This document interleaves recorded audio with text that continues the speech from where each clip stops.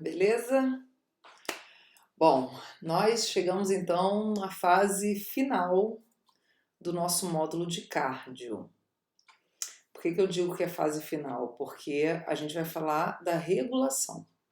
Então nós vimos a morfologia, a anatomia e histologia, nós entendemos o funcionamento, estudando a fisiologia, né, através do ciclo cardíaco. E agora a gente vai entender como que esse funcionamento sofre regulações. Então a gente sabe que o funcionamento do coração ele se altera ao longo da nossa vida dependendo da situação. Se a gente está sentadinho, quietinho, o coração está batendo num ritmo. Se a gente está fazendo um exercício, ele bate num outro ritmo. Se a gente se estressa com alguma coisa, a gente também tem alteração desse ritmo cardíaco. Então, a atividade cardíaca ela sofre regulações, alterações de acordo com a situação que nós estamos vivenciando. E essas regulações, na maioria das vezes, são benéficas. Elas são para atender a demanda daquele momento de sangue, de oxigênio, de tecido, tá? Então, gente, existem duas maneiras de regular o bombeamento cardíaco. Nosso corpo regula esse bombeamento, essa função cardíaca de duas formas, que funcionam ao mesmo tempo, lógico. Uma é a que a gente vai ver nessa videoaula, tá? A outra a gente vai ver dividida em outros dois vídeos, tá ok? Então vamos começar. Então essa regulação do bombeamento, esse primeiro mecanismo que a gente vai falar agora, chama mecanismo de Frank-Starling, ó, que tá aí nesse slide inicial, tá? Então, só ressaltando, parece piada, mas eu já ouvi aluno chamar mecanismo de Frankenstein, pelo amor de Deus. É Frank e Starling, que foram dois fisiologistas ingleses que descreveram esse mecanismo, tá? Fisiologistas e patologistas, no caso do Starling, né? A gente vai falar dele depois, tem as forças de Starling, e é o mesmo cara que descreveu. Então, vamos entender esse mecanismo. Então, esse mecanismo, gente, olha só, tá tudo mastigadinho aqui, olha lá. Ele é um mecanismo intrínseco de regulação. O que significa isso? Ele é operado pelo próprio coração, não é um outro sistema. Porque normalmente é o seguinte, ó, no nosso corpo existem dois sistemas que regulam os outros. São como se fossem agências fiscalizadoras, agências de regulação do corpo. Quem são esses sistemas reguladores? Que fica segurando a onda de todo mundo, dizendo, ó, você vai mais rápido, você mais devagar, que fica direcionando o funcionamento. É o sistema nervoso e o sistema endócrino, que fica dando pitaco na vida dos outros órgãos, determinando o ritmo de funcionamento deles, o ritmo de trabalho. Esse mecanismo que a gente vai ver agora não envolve nenhum desses dois sistemas. Ele é operado pelo próprio órgão. Então, por isso que a gente diz que é um mecanismo intrínseco. Tá ok? Então, olha só. Vamos ver aqui. Então, como é que ele funciona? Como que esse mecanismo de Frank-Starling funciona? Então, vai ter um elemento aí que vai ser um elemento chave, que é o retorno venoso. Então, a quantidade de sangue que volta para o coração, né, e volta através das veias, a gente já falou isso várias vezes, esse volume sanguíneo que vai determinar a ativação desse mecanismo, tá? Então, o volume sanguíneo, que a gente chama de, que volta para o coração, que a gente chama de retorno venoso. Retorno venoso não é porque é sangue venoso, e sim porque é o sangue que volta através das veias, lembram? As veias pulmonares retornam o sangue dos pulmões para o coração e esse sangue não é venoso, é sangue arterial, né? Então, retorno venoso porque é o retorno do sangue através das veias para o coração. Então, lá, esse retorno venoso é o fator chave de ativação do mecanismo de Frank-Starling, tá bom? Então é o seguinte, olha essa afirmativa aí, ó. O retorno venoso determina diretamente a intensidade da contração do miocárdio. Quer dizer, inotropismo, lembram? Força de contração. É a propriedade que a gente chama de inotropismo, uma propriedade cardíaca, que é determinada por quem? Quem determina a força de contração? Os cardiomiócitos. Então a gente sempre, quando a gente está estudando a fisiologia, a gente vai lá na célulazinha. A gente volta lá, porque o que um tecido faz depende das células que formam aquele tecido, né? Então o coração só contrai porque ele tem cardiomiócitos e dentro do cardiomiócito a gente tem o quê? O sarcômero. Então o elemento mais micro, mais molecular de todos é que determina o que acontece, os grandes eventos. Por isso que a gente faz esse estudo micro para depois vir para entender a função, né? Então olha só, então o retorno venoso determina diretamente. Quando a gente diz diretamente, significa o quê? Quanto mais retorno venoso, mais força de contração. Quanto menor o retorno venoso, menor a força de contração, entendeu? Os fatores estão diretamente correlacionados, tá? Então, olha lá, o retorno venoso que determina o VDF, o volume diastólico final, lembram disso? Que é o volume de enchimento do ventrículo, né? Então, quanto mais sangue volta por veias, mais o ventrículo se enche, maior é o VDF. E, consequentemente, maior a intensidade de contração. Quanto menos sangue volta para o coração, menos o ventrículo se enche e menor vai ser essa força. Então, é isso que esse mecanismo descreve. Então, olha lá, intensidade do coração, da contração, inotropismo cardíaco, né? Cardiomiócito, como eu falei para vocês. Então, olha lá, gente. Ou seja, atenção, ó. O retorno venoso, ele é um agente inotrópico. Eu já tinha citado isso para vocês antes, quando a gente fez aquela aula de propriedade cardíaca. Então, o retorno venoso, ele é um agente inotrópico. Ele pode ser um agente inotrópico positivo ou negativo. Quando o retorno venoso está aumentado, ele vai agir aumentando força, quer dizer, produzindo inotropismo positivo. Quando o retorno venoso está reduzido, ele vai reduzir a força, vai produzir inotropismo negativo.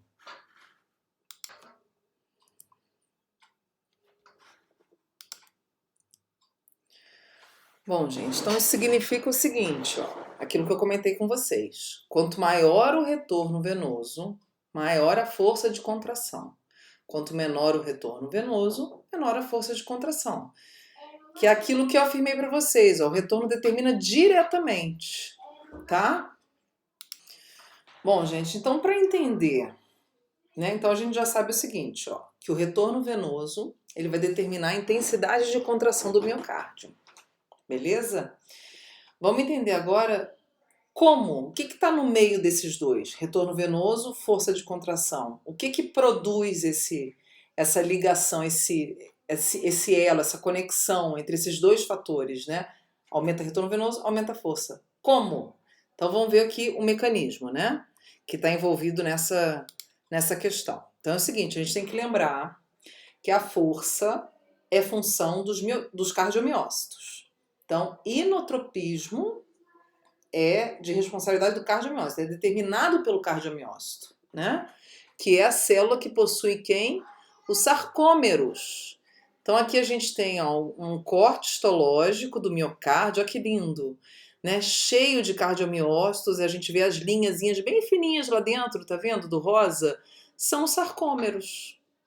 Né, ó, o sincício, tá vendo uma célula emendando na outra? Essa imagem é linda, ó, esse corte histológico. E aí a gente vai ter então o velho sarcômero, aquele que a gente já falou várias vezes, formado de actina e miosina. A quantidade de interação entre esses filamentos é que vai determinar essa intensidade da contração.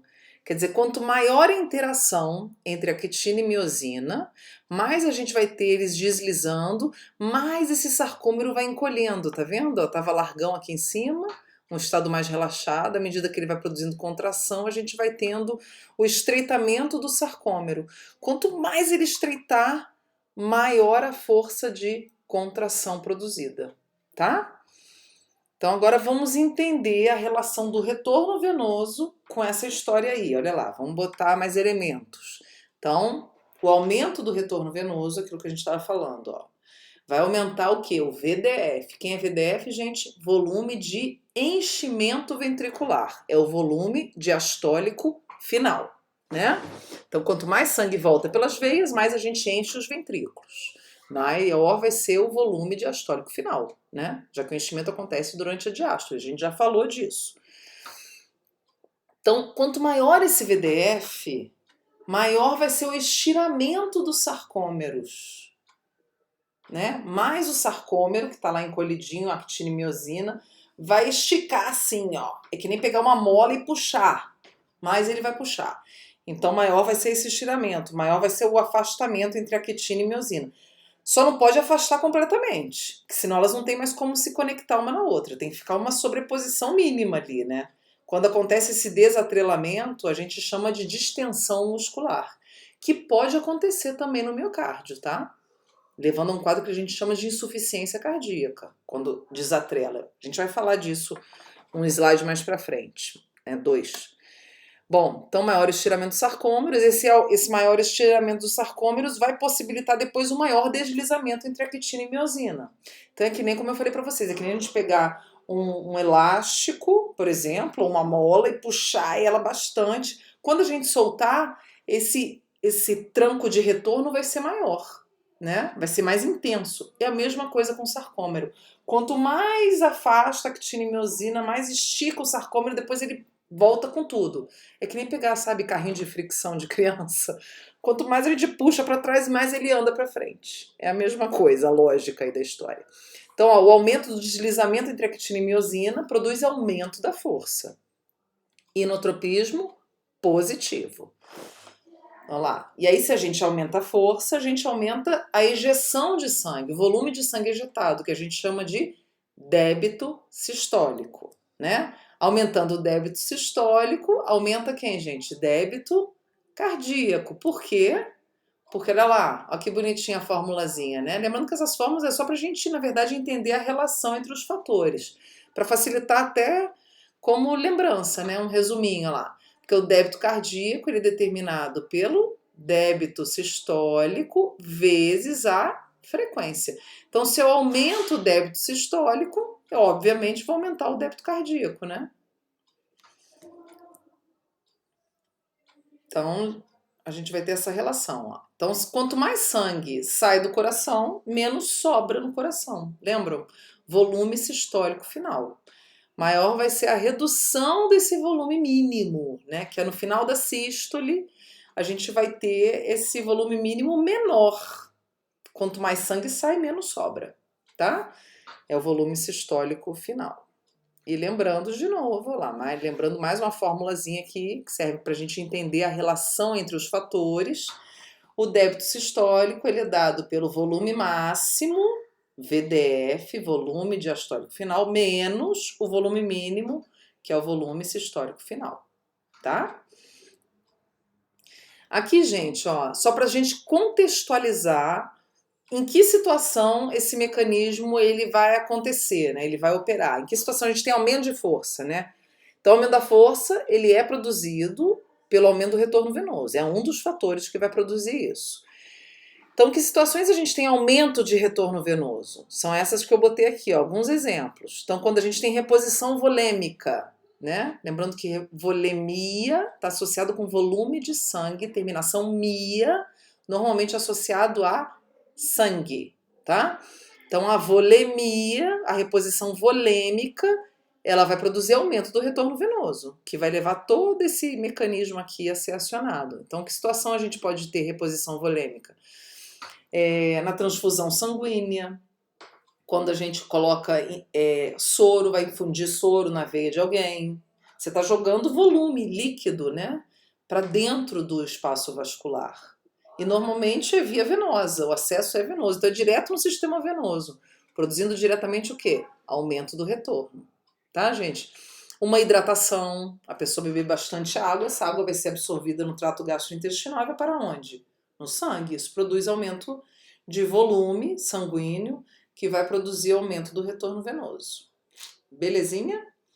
Exercício físico, né? Principalmente se a gente faz exercício físico utilizando os membros inferiores, porque a gente comprime as veias, isso acelera a subida do sangue, aumentando o retorno, aumentando o volume diastólico final, produzindo todo esse mecanismo que a gente descreveu aí. Botar as pernas para cima, né? Se a gente bota as pernas para cima, a gente ajuda o retorno do sangue, a gente acelera esse retorno. Porque daí a gente tira a gravidade, que é uma força oposta, né? Que diminui esse retorno, a velocidade de retorno. Tá ok, gente? Então, o mecanismo de Frank-Starling, ele mexe apenas com inotropismo, tá? Ele regula apenas o inotropismo. Belezinha? Bom, então vamos ver a situação contrária, né? O que vai produzir a redução da força.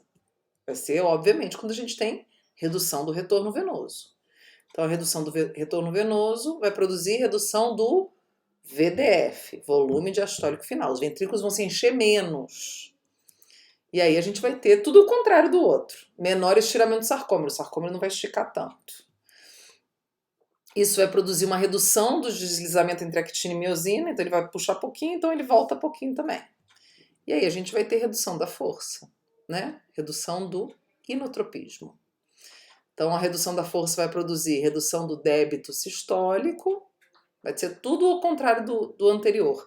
Que vai reduzir débito cardíaco e vai aumentar o VSF, quer dizer, vai aumentar aquele volume mínimo. A gente vai ter sobra de sangue. Já que vai contrair mais fraquinho, vai sair menos sangue e vai sobrar mais, tá? Bom, que exemplos de situação a gente pode ter esse mecanismo aí sendo ativado que a gente está falando? Ó, nas situações contrárias daquelas. Então, quando perde volume, então a perda volêmica de sangue. Perda volêmica de sangue é até redundante. Quando a gente fala perda volêmica, já está implícito que é sangue. Volemia, volume sanguíneo. Então, se a gente tem redução volêmica, em que situações? Hemorragia, na desidratação, por exemplo, a pessoa que usa demais e abusa de diuréticos, tá? Uma sudorese excessiva, você vai ter redução de volume sanguíneo, tá? E aí isso vai produzir o quê? Redução do retorno venoso. Vômito em excesso, diarreia, são situações que levam à redução do volume sanguíneo. Na paralisia motora dos membros inferiores, então se eu perco contração de musculatura de membros inferiores, por exemplo, os indivíduos hemiplégicos ou paraplégicos, né, eles vão apresentar redução, porque a gente vai ver o seguinte, que a contração da musculatura ela é muito importante para o retorno de sangue proveniente dos membros inferiores, que é onde está o maior volume de sangue, está aqui para baixo, né? E aí, se a pessoa perde movimento, perde capacidade motora de realizar contração com membros inferiores, ela diminui também esse retorno, tá? E aí isso vai ter redução da força de contração. Bom, aqui, gente, olha só, né? Nosso último slide para a gente ver aqui dessa aula, a curva que a gente chama de curva de Frank-Starling, não Frankenstein, pelo amor de Deus, Frank-Starling, onde a gente vê o seguinte, ó, a relação ó, do volume diastólico final, que está nesse eixo aqui na horizontal, e aqui o stroke volume, que é o débito sistólico, tá? Onde a gente vai ter o seguinte, ó, à medida que o volume diastólico final aumenta, a gente vai tendo o aumento do débito sistólico, né? Por quê? Porque aumenta a força. Por que aumenta a força? Olha só, essa figura é legal, porque ela mostra o mecanismo aqui, ó, o sarcômero, ó, o que vai acontecendo com o sarcômero, tá vendo? À medida que vai aumentando o volume, o sarcômero vai esticando, aquilo que a gente falou. Só que aqui numa linguagem de gráfico, tá vendo? Lá uma linguagem de mapa mental, né, como falam. Então a gente vai ter esse estiramento do sarcômero cada vez maior, ó. Só que chega um ponto, claro, que se esse volume diastólico final subir muito, a gente tem uma disfunção ventricular por conta do desatrelamento, né? Que a gente chama, no músculo esquelético, a gente chama de distensão muscular. No cardíaco, a gente chama de insuficiência cardíaca. E aí você perde força. É como se desatrelasse, quando a actina e miosina para de sobrepor, é como se você descarrilhasse um trem. Você não tem mais como fazer ele andar. Tem que botar no trilho de novo. Aqui no caso, isso não dá, é irreversível. Você não tem como fazer isso engatilhar de novo. Aqui mostrando a mesma coisa, ó, a pré-carga, né, que é determinada pelo volume diastólico final, né, a chamada pré-carga, que é essa tensão que acontece no músculo cardíaco. Então, quando a gente tem aumento da pré-carga, a gente tem um aumento do volume sistólico, quer dizer, mais sangue vai ser ejetado, vai sair. Aqui no estado normal, ó. Aqui quando existe um aumento da contratividade, quer dizer, da eficiência, da força, então você mesmo em situações de mesma quantidade de sangue, ó, quando você tem um estímulo maior, você ainda produz maior saída, né, de maior volume sistólico, quer dizer, mais ejeção, e na redução, né, numa situação de doença e tudo, mesmo com o mesmo volume, você não consegue produzir a mesma saída de sangue, tá? Você tem redução. Aqui, um outro exemplo legal, comparando indivíduos normais com insuficiência cardíaca, que é quando você tem lesões em cardiomiócitos, principalmente, tá? O músculo cardíaco ele fica mais fraco na insuficiência cardíaca, por conta dessas lesões no sarcômero. Ó, você tem no mesmo volume diastólico final, ó, se a gente traçar uma reta aqui, ó, mesmo volume, tá? Mesmo VDF. Você vai ter no indivíduo normal um volume sistólico aqui em cima, ó. E no indivíduo com insuficiência cardíaca, esse volume sistólico vai ser baixo. Então, o mecanismo de Frankenstein não funciona mais nesses indivíduos, tá? Porque eles já têm lesões. Bom, gente, então esse é o mecanismo de Frankenstein. Esse vídeo ficou um pouquinho mais longo do que os outros, mas é que eu tenho essa necessidade de tentar deixar tudo bem explicadinho para que fique claro para vocês, tá bom? Então é isso, a gente continua nos próximos.